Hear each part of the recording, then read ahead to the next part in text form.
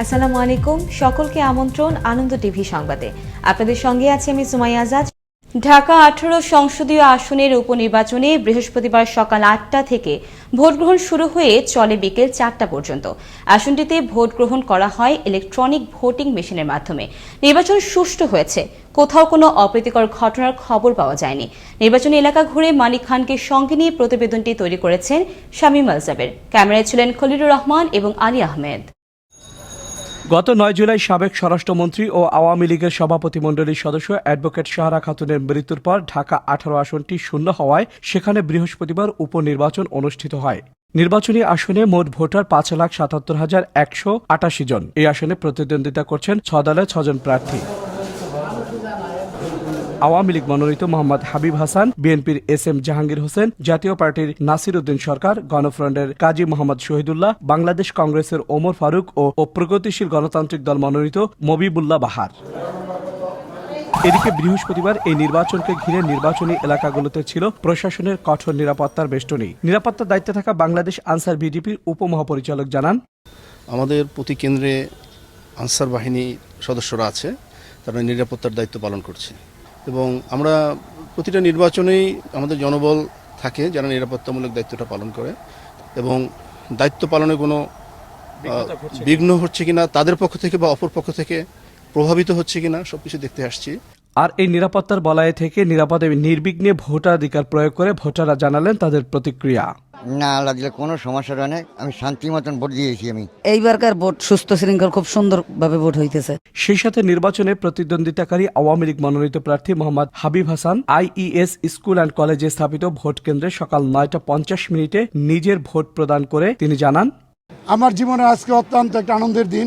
মহান আল্লাহর অশেষ রহমত, মাননীয় প্রধানমন্ত্রী জননেত্রী শেখ হাসিনার প্রতি কৃতজ্ঞতা জানাচ্ছি। ভোটার হারের উপস্থিতি আস্তে আস্তে বাড়তেছে। আমি যে কয়টা কেন্দ্রে গিয়েছি দেখেছি ভোট পড়তেছে এবং জনগণ ভোট দেওয়ার জন্য আসতেছে। মানুষ তাদের ভোট প্রয়োগ করতেছে এবং আনন্দ উচ্ছ্বাসের মাধ্যমে ভোট প্রয়োগ করছে এবং সর্বস্তরের জনগণ ভোট দেওয়ার জন্য ভোট কেন্দ্রে যাচ্ছে। নির্বাচনে বিভিন্ন ভোট কেন্দ্রের দায়িত্ব পালনকারী প্রিজাইডিং অফিসাররা জানালেন নির্বাচনের সার্বিক পরিস্থিতির কথা। যে আমরা মোটামুটি এ পর্যন্ত 20-30 জনের ভোট হয়েছে এবং সুস্থ সুন্দরভাবেই ভোট সম্পন্ন হচ্ছে। সুষ্ঠুভাবে ভোট গ্রহণ সম্পন্ন হচ্ছে এবং ভোটাররা স্বতঃস্ফূর্তভাবে ভোট দিচ্ছে। এখানে নিশ্চিন্তে এবং নির্বিঘ্নে ভোট চলছে এবং যথাসময়ে আমাদের ভোট গ্রহণ শুরু হয়েছে। 8টার সময় ভোট গ্রহণ শুরু হয়েছে, যথারীতি চলবে। বিরতিহীনভাবে বিকাল 4টা পর্যন্ত ভোট গ্রহণ চলবে। আর আমরা প্রশাসন এবং সংশ্লিষ্ট ব্যক্তি যারা আছেন সবার কাছ থেকে যথাযথভাবে সহযোগিতা পাচ্ছি। আমাদের কোনো সমস্যা হচ্ছে না, সুষ্ঠু এবং শান্তিপূর্ণভাবে নির্বাচন হচ্ছে। সুষ্ঠু পরিবেশে শেষ হলো ভোট গ্রহণ, শুরু হচ্ছে ভোট গণনা। তবে জনগণের প্রত্যাশা, যেই হোক নতুন প্রতিনিধি, সে যেন কাজ করে জনকল্যাণে। শামীম আলজাবের, আনন্দ টিভি, নিউজ ডেস্ক। দিনাজপুর 42তম জাতীয় বিজ্ঞান ও প্রযুক্তি সপ্তাহ 2020 উদযাপন উপলক্ষে জাতীয় বিজ্ঞান মেলা ও বিজ্ঞান অলিম্পিয়াড উদ্বোধন অনুষ্ঠিত হয়েছে। দিনাজপুর সদর উপজেলা প্রশাসনের আয়োজনে বুধবার সদর উপজেলা মিলনায়তনে দুদিন ব্যাপী বিজ্ঞান মেলার উদ্বোধন করেন জেলা প্রশাসক মাহমুদুল আলম। এ সময় বিভিন্ন প্রশাসনের কর্মকর্তা, শিক্ষার্থী সহ নানা শ্রেণী পেশার মানুষ উপস্থিত ছিলেন। কুমিল্লার দাউদকান্দি উপজেলায় জমি সংক্রান্ত বিরোধের জের ধরে এক গৃহবধূকে হত্যার অভিযোগ উঠেছে। বৃহস্পতিবার উপজেলার দৌলতপুর ইউনিয়নের ব্রাহ্মণদিয়া গ্রামে এই ঘটনা ঘটে। পুলিশ নিহতের মরদেহ উদ্ধার করেছে। ওই ওয়ার্ডে মহিলা মেম্বার নীলুফা সুলতানা জানান, জমি সংক্রান্ত বিরোধের ঘটনায় স্বামী মুখলেস মিয়াকে মারধর করেছে শুনে শাহানা দৌড়ে বাঁচাতে গেলে কাদের মিয়া তাকে থাপ্পড় দিলে অজ্ঞান হয়ে মারা যায়। গাজীপুরের কালিয়াকৈরে দীর্ঘদিনের গরু চুরি, ছিনতাই, ডাকাতির টাকায় জমি ও বিলাসবহুল ভবন নির্মাণের অভিযোগ উঠেছে লোকমান হোসেনের বিরুদ্ধে।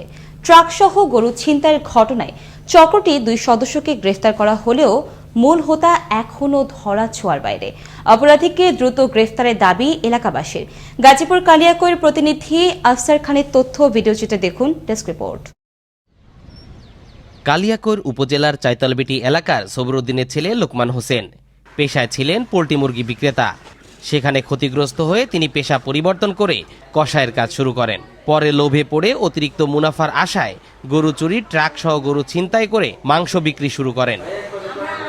এছাড়াও দেশের বিভিন্ন এলাকা থেকে তিনি ও তার সহযোগীরা গরুর ট্রাক সহ গরু ছিনতাই ও ডাকাতি করে এলাকায় গরুর ব্যবসা করে আসছেন।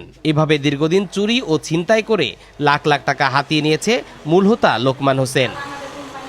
অবৈধ উপায়ে অর্জিত টাকা দিয়ে তিনি বাড়ির পাশে আমিন মডেল টাউনে 2টি প্লট ক্রয় করেছেন।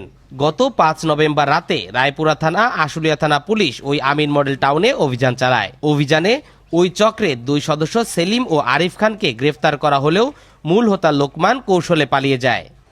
এ সময় চুরি ছিনতাইয়ের মূল হোতা লোকমানের বিলাসবহুল বাড়ি থেকে 2টি গরু এবং পাশের বাড়ি থেকে 3টি গরু উদ্ধার করা হয়।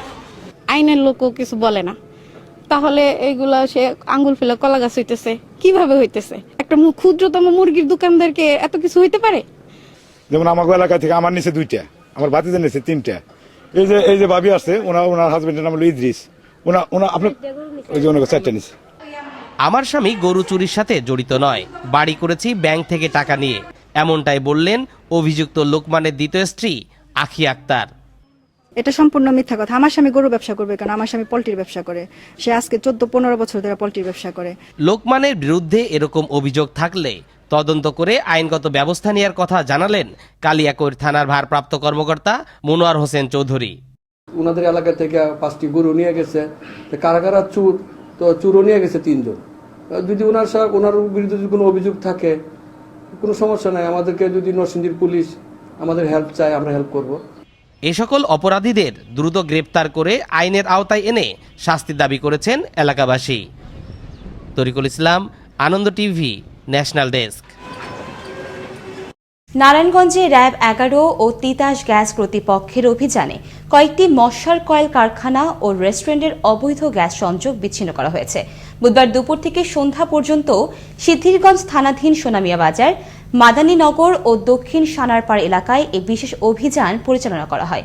এ সময় অবৈধ গ্যাস সংযোগ নিয়ে ব্যবসা পরিচালনা এবং ভেজাল কয়েল তৈরির অপরাধে প্রতিষ্ঠানগুলোকে 3 লক্ষ টাকা জরিমানা আদায় করা সহ একটি রেস্টুরেন্টকে সিলগালা করে দেওয়া হয়েছে। এই ছিল এখনকার মতো। আনন্দ টিভির সংবাদ দেখুন প্রতিদিন বিকেল 5:30 এবং রাত 9:30। করোনা থেকে আপনি এবং আপনার পরিবারকে সুরক্ষিত রাখতে স্বাস্থ্যবিধি মেনে চলুন। আনন্দ টিভির সঙ্গে থাকার জন্য সকলকে ধন্যবাদ।